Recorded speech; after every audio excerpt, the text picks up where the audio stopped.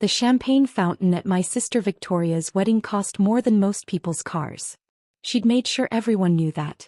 Just like she'd made sure everyone knew about the imported flowers, the celebrity wedding planner, and the custom Vera Wang dress that required 3 fittings in New York.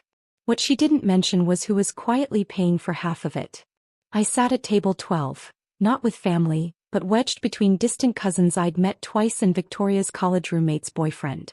The kids' table for adults, as my brother Marcus had joked when he saw the seating chart. He was at table 3, right next to our parents. His wife Jennifer was wearing a smile sharp enough to cut glass as she surveyed the room like a hawk counting prey. "Emily, sweetie, you look so comfortable," my mother said as she stopped by my table during cocktail hour. Her eyes swept over my simple navy dress. Elegant, expensive, but understated. Nothing like the designer gowns she and Victoria had spent months selecting. "I suppose when you work in tech you don't need to dress up much. All those hoodies and casual Fridays." "The dress is lovely, Mom," I replied, taking a sip of water. Well, I'm sure it's fine for your office." She patted my shoulder with the same energy someone might use to console a child who'd lost a spelling bee. "Victoria tells me you're still in that same position? How long has it been now?" 3 years. For years. My goodness." Her laugh had edges. "Well, not everyone can be like Victoria. She made senior director before 30. And Marcus with his law firm partnership. But there's dignity in consistency. Someone has to stay at entry level, I suppose." I smiled and nodded. My phone buzzed in my clutch, but I ignored it. Probably another message from my publicist, Maya, asking for final approval on timing. I'd told her 8 p.m. Right after dinner, right before the speeches. It was currently 6:47 p.m. My father appeared next, scotch in hand, his face already flushed from his 3rd drink.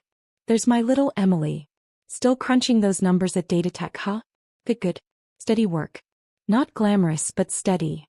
Actually, Dad, you know what I told Bob Henderson from the club? I said, 'Bob, I've got 3 kids. 2 superstars and one who's perfectly happy being ordinary. Nothing wrong with that. The world needs worker bees, not just queens.'" He clinked his glass against my water and wandered off before I could respond. Victoria had outdone herself with the venue.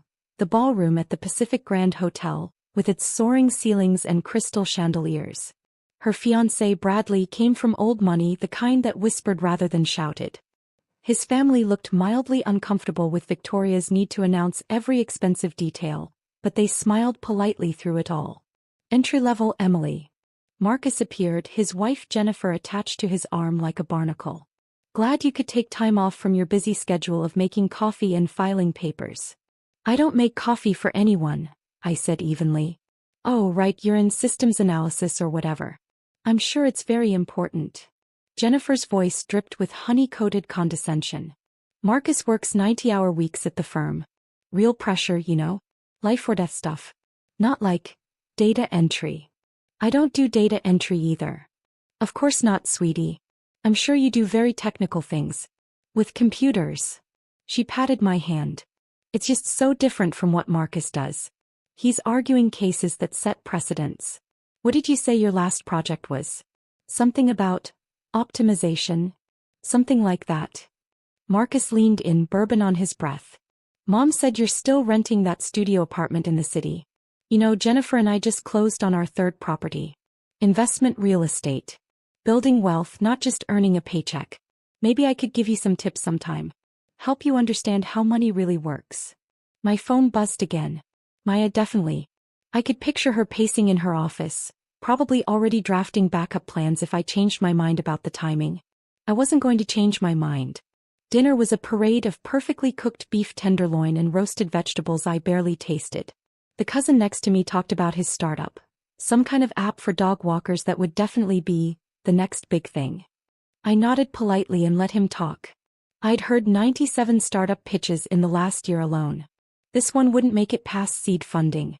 Victoria spent dinner circulating from table to table, making sure everyone saw her, complimented her, acknowledged her triumph. She'd saved our family's table for last, of course. Maximum audience. My beautiful family. She'd had just enough champagne to make her volume control slip. Thank you all for being here on my special day. Mom, Dad, you raced me to reach for the stars and look. I caught one. She gestured at Bradley, who smiled indulgently. And Marcus, my brilliant big brother and his gorgeous wife. A partner at 32. Can you believe it? We come from such an ambitious family. She turned and her eyes found me at table 12. The smile didn't waver, but something cold flickered behind it. And of course my little sister Emily. Still plugging away at data tech. 4 years in the same position. Now that's dedication. Not everyone needs to climb the ladder, right, Em? Some people are just happy where they are. Polite laughter rippled through the room. My mother beamed. My father raised his glass. I took another sip of water and checked my watch. 7:23 p.m. The speeches started at 7:45 p.m., right on schedule. Bradley's best man went first. A banking executive who told stories about college pranks and bachelor parties. Victoria's maid of honor, her college roommate Stephanie, talked about their friendship and Victoria's incredible drive to succeed at everything she touches. Then my mother stood up. I'm not usually one for public speaking, she began, which was a lie. My mother loved public speaking. But I couldn't let this night pass without saying how proud I am. Victoria, you've been exceptional since the day you were born. Valedictorian, full scholarship, promoted faster than anyone in your company's history. You made it look effortless. She dabbed at her eyes with a napkin. And Marcus, my firstborn. A law review editor, a partner before 35, a man who makes a real difference in the world. You two have made every sacrifice worth it. Pause. A very deliberate pause. And Emily, my youngest, you've found your own path. Not everyone needs to be a high achiever. There's value in being content with simple work, simple pleasures. We love you just as you are. The condescension was thick enough to choke on. Several people at nearby tables glanced at me with pity. Poor Emily. The disappointment child. The one who didn't measure up. I smiled and raised my water glass in acknowledgement. My father went next, mostly repeating my mother's points with more scotch-fueled emotion. He talked about excellence and drive and knowing your limitations. He mentioned Marcus's recent case victory and Victoria's promotion to senior director. When he got to me, he simply said, and Emily's here too. Good steady job. Can't ask for more than that. Then Victoria stood for her own speech. Thank you everyone for celebrating with us tonight. Bradley and I are so grateful. She paused for applause. You know, growing up with 2 siblings taught me a lot about competition, about pushing yourself, about refusing to settle for mediocrity. Her eyes drifted to me again. She wasn't even trying to be subtle anymore. Marcus showed me that being smart isn't enough. You have to be hungry. You have to want success more than anything. And I like to think I learned that lesson well. More applause. Some people peak in high school. Some peak in college. Some people never really peak at all. They just exist. They show up, do the minimum, collect a paycheck and go home. Jennifer was smirking. My mother nodded sagely. Several guests shifted uncomfortably. I'm grateful I wasn't born with that gene. The satisfaction gene. The one that says, this is enough. Because if I had been, I wouldn't be standing here today as a senior director at 30, married to this incredible man, living the life I dreamed about. She raised her glass, her eyes locked on mine. So here's to ambition. Here's to refusing to be average. Here's to knowing that entry-level isn't a career, it's a warning sign. The room erupted in applause and laughter. People were looking at me now, not even trying to hide it. The pathetic little sister. The cautionary tale. The one who lacked drive. Marcus stood and raised his glass. To Victoria, who showed us all that settling is a choice and she chose excellence. To Victoria, the room echoed. I checked my watch. 8:01 p.m. Perfect timing. I pulled out my phone as it started buzzing. Not just mine. Phones all around the room were lighting up, vibrating, creating a wave of digital noise that started at the front tables and rippled backward. What the hell? Someone muttered. Oh my God, a voice gasped from table 3. Is that, no way. No way. I watched as confusion spread across Victoria's face. Then something that looked like she'd been physically struck. My mother's champagne glass slipped from her hand, shattering on the floor.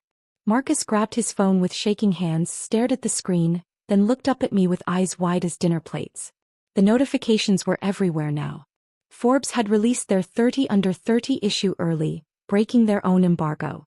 The cover story was trending on every social media platform simultaneously. News alerts were pinging on every device in the room. Forbes 30 Under 30. The secret billionaire hiding in plain sight. My face stared back from 200 phone screens. Not entry-level Emily. Not simple job Emily. Not content with mediocrity Emily.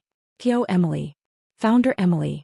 The woman who'd spent 4 years building Nexus AI from a nights and weekends project into a company that had quietly revolutionized enterprise artificial intelligence. The woman whose company had gone public 3 months ago at a valuation of $8.2 billion. The woman who owned 63% of it. Emily. My father's voice cracked. What is this? Bradley's father, quiet until now, stood up from table 1. Wait. Emily Chin. Nexus AI. You're that Emily Chin? His voice carried across the suddenly silent ballroom. By God. We've been trying to get a meeting with you for 6 months. Your AI platform is revolutionizing our entire manufacturing division. His wife grabbed his arm. Charles, she's the one the Wall Street Journal called the most influential tech founder since Zuckerberg? I believe so, yes.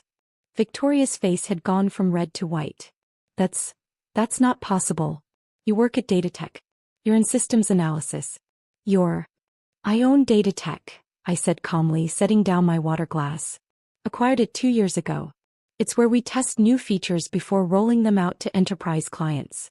I thought I mentioned that. You said you worked there. I do work there. I'm the zoo. It's considerable work, actually. My mother made it sound like a wounded animal. But you rent a studio apartment. I own the building. All 47 units. The studio is actually a penthouse I had custom designed. Calling it a studio is technically accurate. It's one open concept space.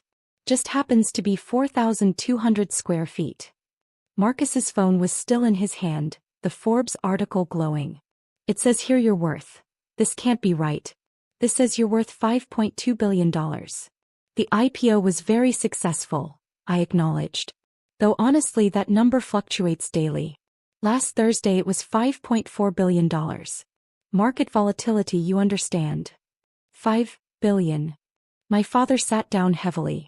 Jennifer's face looked like she'd sucked on a lemon. But you never said anything. You let us think. I let you assume, I corrected. I never actually lied. You all just decided what you wanted to believe and never asked questions. Victoria was scrolling frantically through her phone now, reading article after article. MIT Technology Review called you one of the most important innovators of the decade. Time featured you in their Future of Technology issue. The Wall Street Journal. Oh God, everyone knows who you are.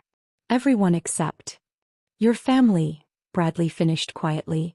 He was looking at me with new eyes. We tried to book you as a keynote speaker for our company's tech summit. Your speaking fee was $250,000. We couldn't afford it. It's $300,000 now, actually. I had to raise it because I was getting too many requests. The ballroom had descended into chaos. People were standing, crowding around their phones, looking between their screens and me like I might disappear if they blinked. Oh shit, someone near the bar said loudly. She donated $50 million to children's hospitals last year. It's right here in the article. And $30 million to tech education programs in underserved communities. There's a whole section about her philanthropy. My mother's carefully applied makeup was starting to run. Emily, sweetheart, I don't understand. Why didn't you tell us? Why did you let us think? Think what, Mom? That I was a failure? That I lacked ambition? That I was the disappointing child? My voice remained calm, pleasant even. You never asked what I actually did at Datatech. Not once in 4 years. You just assumed, made your jokes and moved on. But we're your family. Exactly. You're my family. And for 4 years at every dinner, every holiday, every gathering, you made it clear that you thought I was mediocre. You pitied me. You used me as a cautionary tale. I looked around the room. I heard you, Dad, telling your golf buddies about your 2 superstars and 1 ordinary kid. I was right there. I heard all of it. Victoria's hand was shaking as she scrolled. There's a profile here from TechCrunch. An interview from 6 months ago. You talked about staying humble and not letting success define you. Was that about us? Partially. Mostly it was genuine. I don't think money or success makes someone better than anyone else. I just find it ironic that you all spent years telling me I was less than you, when by your own metrics, money, status, influence, I surpassed you before I turned 27. Marcus looked like he might be sick. The Forbes list says you're number one. Number one under 30 in all of technology. Above everyone. I'm aware. And you just sat there. Let Victoria give that speech. Let Mom and Dad. He couldn't finish. I wanted to see, I said simply. I wanted to see how far it would go. How cruel you could be to someone you thought was beneath you. Turns out pretty far. Bradley's mother approached our table, her expression mortified. Miss Chin, I apologize, but I have to ask, did you? The articles mention you're an angel investor. Did you by any chance invest in Bradley's firm? I own 18% of Bradley's firm, I confirmed. It was a solid investment. Good management, innovative approach to sustainable development. I came on board about 8 months ago. Bradley's face went pale. Your BC Capital? The silent partner who insisted on staying anonymous. I prefer to keep a low profile in my investments. Though I suppose that's over now. His father was pulling up documents on his phone. Miss Chin, we have a quarterly board meeting next month. I had no idea you'd be. I mean, we've never met, but I assumed BC Capital was a man or perhaps a firm, not. Your son's sister-in-law? I supplied helpfully. Victoria made a choking sound. The photographer Victoria had hired $15,000 for the evening, was now taking pictures of me. Not the bride. Me. His assistant was frantically calling someone, probably their agency, probably realizing they had exclusive wedding photos of one of the world's youngest billionaires. This is my wedding, Victoria whispered. This is my day. Yes, I agreed. It is. Beautiful ceremony, by the way. The flowers were a particularly nice touch. You said you'd contribute to the wedding. You gave us $5,000. You said it was all you could afford. No, I said I'd contribute. I never said it was all I could afford. I thought $5,000 was generous, considering you sat me at table 12 with people you barely know and spent 3 months telling everyone I was a professional disappointment. Miss Chin. A woman I didn't recognize rushed over, phone extended. I'm Melissa Zhang with Tech Today. I'm actually a guest. I went to college with Bradley, but could I possibly get a quote? This is news. Forbes wasn't supposed to release this until midnight, but they moved it up and now it's everywhere. Everyone's trying to reach you. My publicist handles all media inquiries, I said politely. Maya Chin at Lighthouse PR. Chin? Is she? My cousin. From the side of the family that actually asks what I do for a living. The woman scribbled notes frantically. The Forbes article mentions you're notoriously private. It says you turned down most interviews and haven't done a major profile in over a year. Why reveal yourself now? I didn't. Forbes did. I was simply going to continue my evening. At your sister's wedding? Where, according to what I'm hearing, you've been publicly described as unsuccessful. People make assumptions, I said with a shrug. I find it's educational to let them. Victoria finally snapped. Educational? You let me humiliate myself. You let me give that entire speech about ambition and entry level and, oh God, everyone heard. Everyone knows. This is going to be everywhere. I imagine so. The photographer alone will make sure of that. This is quite the scoop for them. How could you do this to me? On my wedding day. I met her eyes calmly. Victoria, I sat quietly at table 12. I congratulated you. I smiled through speeches about my lack of ambition and your superior drive. I didn't do anything to you. Forbes did this. The market did this. Your own choices did this. But you could have told us. You could have stopped this. The same way you could have stopped yourself from mocking me in front of 200 people? I tilted my head. I suppose we both made choices tonight. My phone rang. Maya finally calling instead of texting. I answered. Emily, oh thank God. It's chaos. Every outlet wants an interview. The stock jumped another 6% on the publicity. The Forbes editor is furious someone leaked early, but the engagement numbers are insane. We're trending #1 worldwide on 3 platforms. What do you want me to tell people? Tell them I'm at a family wedding and unavailable for comment. A wedding? Whose? Wait, is this your sister's wedding? The one you told me about? Were they? She started laughing. Oh, Emily. Please tell me the timing worked out. It worked out, I confirmed, watching Victoria's face crumble as more guests crowded around me instead of her. You're diabolical. I love it. Okay, I'm sending a car for you. You'll need to get out of there before someone from the major networks crashes the venue. CNN already called twice. Send it in an hour. I should at least stay for cake. Marcus appeared at my elbow as I hung up. His usual confidence had evaporated. Emily, look, I said some things. We all did. But you have to understand we didn't know. Would it have mattered if you did know? I asked. Would you have treated me differently if I'd told you from the start? Or would you have just wanted something from me? He opened his mouth. Closed it. No answer came. Jennifer was crying now, actual tears. My firm has been trying to recruit top tech lawyers. We wanted to pitch Nexus AI. I had a whole presentation planned and oh God, I called you a paper pusher last Christmas. You did, I agreed. In front of Aunt Linda. She laughed. I'm so sorry. I'm so sorry. Are you sorry you said it or sorry you were wrong? She couldn't answer either. My father approached, moving like a man who'd aged a decade in 20 minutes. Emily, princess, the things I said. I didn't mean. You did mean them, Dad. That's the thing. You all meant every word. You just didn't expect anyone to fact-check you. We're your family. We love you. Do you? Or did you love having someone you could look down on? Someone who made you feel superior by comparison? I kept my voice gentle, which somehow made it worse. Be honest, Dad. When you told those golf stories about your ordinary daughter, did you feel bad? Or did you kind of enjoy it? His face told me everything. The DJ had stopped playing music. The dance floor sat empty. Victoria's perfect wedding had become the Emily Chin revelation party, and there was nothing she could do about it. Bradley stood beside his new wife, looking shell-shocked. I've been networking all night trying to make connections for our firm. And the biggest connection in the room was sitting at table 12 the whole time. I wasn't here for networking, I said. I was here for cake. It looks excellent. This isn't funny. I'm not laughing. Bradley's father was suddenly there, all business. Miss Chin, about the board meeting, and our future plans for expansion. Perhaps we could schedule some time to discuss strategic direction. Bradley mentioned you'd be at our summer retreat. I'll be in Tokyo at a G20 Tech Summit, I said.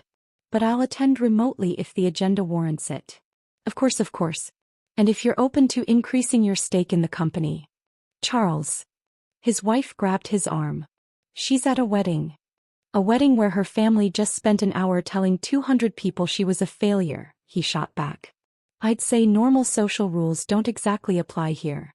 The cake was indeed excellent. 7 tiers of champagne-infused vanilla with real gold leaf. Victoria had wanted to cut it at 9 p.m. sharp, photos planned, moment choreographed. It was now 8:47 p.m. and nobody was paying attention to the cake except me. Emily. My mother sat down beside me, her expression carefully controlled. We need to talk about this. About what happens next. The family reputation is yours to manage, Mom. Not mine. But the articles mention us. They say you come from a close-knit family in San Francisco. People will ask questions. Then answer them honestly. Tell them you had no idea. Tell them you thought I was mediocre for 4 years. Tell them whatever you want. I took another bite of cake. It's your story to tell. You don't understand what this will do to us. Victoria's firm, Marcus's firm, your father's business connections. People will think we're horrible. They'll think we treated your youngest daughter like she was worthless. That's not what they'll think, Mom. That's what you did. She recoiled like I'd slapped her. Marcus tried one more time. Look, I know we messed up. But we're still family. That has to count for something. You can't just cut us off over some stupid comments. I'm not cutting anyone off, I said calmly. I'm still here. Still at the wedding. Still planning to show up for holidays. I just won't be showing up as your punching bag anymore. That's not what we... Yes, it is. It's exactly what you did. You used me to make yourselves feel successful by comparison. And the worst part? I would have helped you. Any of you. All you had to do was ask. But you never asked. You just assumed and judged and mocked. Victoria's voice came from behind me, small and broken. The wedding photos are ruined. Everyone's looking at their phones. The photographer's taking pictures of you instead of us. My wedding, my perfect wedding, is destroyed. I turned to look at my sister. Really look at her. She'd spent 6 months planning this day, thousands of dollars, countless hours of stress. And yes, it was ruined. But I felt nothing. I'm sorry your wedding didn't go as planned, I said, and I meant it. But I'm not sorry you finally know the truth. Maybe it'll help you understand how it felt to be dismissed and demeaned at every family gathering for 4 years. That's not the same thing. You're right. It's not. Because I did this to you once. You did it to me for years. The car Maya sent arrived at 9:30 p.m. Not just any car, but a Tesla Model X with a professional driver and tinted windows. Several guests noticed and started taking photos as I gathered my clutch and prepared to leave. You're leaving. My father's voice cracked. But the reception, there's still hours left. I have a 7 a.m. call with our Singapore office, I said. And honestly, I think I've had enough family time for one evening. Emily, please. My mother grabbed my hand. Please don't go like this. We can fix this. We can. Fix what, Mom? Your perception of me? That's already fixed. Everyone in this room now knows exactly who I am. The only thing that changed is your level of respect, and honestly, I don't want respect that only comes after a Forbes cover. I pulled my hand away gently and walked toward the exit. Behind me, I heard Victoria say to Bradley, "This is your fault. You said we should let her sit wherever. You said it didn't matter." And Bradley's quiet response, "Sweetheart, I think that's the least of our problems right now." The cool night air felt like freedom as I stepped outside. My phone buzzed continuously. Messages from colleagues, investors, friends who'd seen the news. Congratulations mixed with, "Holy shit, that timing," and several "Did you plan that?" texts. Maya was waiting by the car, laptop open, already managing the chaos. Okay, so the internet is losing its mind. Billionaire crashes sister's wedding is trending, but the narrative is actually in your favor. People are digging up that quote you gave about letting people show you who they are and connecting dots. This is going to be case studied in PR classes. I didn't crash anything, I said. I was invited. Yeah, but you sure made an entrance. Or rather, Forbes made one for you. He grinned. This is legendary. A little chaos agent energy, but legendary. Through the ballroom windows, I could see my family still clustered together, phones out, probably reading articles about me, about us, about what had just happened. Victoria in her $30,000 dress, looking like her world had ended. Marcus always so confident, looking lost. My parents, realizing that the daughter they'd pitted was the one who'd surpassed them all. I felt something then. Not satisfaction exactly. Not revenge. Just clarity. They would call. Tomorrow, next week, next month. They'd want to explain, to apologize, to rebuild. They'd want me at family dinners again, but this time with respect, with deference, with the knowledge of who I really was. And maybe someday I'd want that too. But not tonight. Tonight, I had a company to run, a world to change, and a future to build that had nothing to do with proving anything to anyone. I'd already proven everything I needed to prove. Take me home, Maya, I said, sliding into the car. As we pulled away, I looked back one last time at the Pacific Grand Hotel, at the wedding that would be remembered for all the wrong reasons, at the family that had spent years underestimating me. My phone buzzed one final time. A text from a number I didn't recognize. This is Bradley's father. That was the most impressive power move I've ever witnessed. Let's talk about that board seat. And perhaps a larger partnership. You've clearly been underutilized in our organization. Much like you were underutilized at that wedding table. I smiled and put my phone on silent. The night air rushed past as we drove toward my building. My 47-unit building with its 4,200 square foot studio penthouse. And for the first time in 4 years, I felt like I could finally breathe. Entry-level forever, they'd said. If only they'd known that my entry level was everyone else's summit. And I'd been at the top the entire time.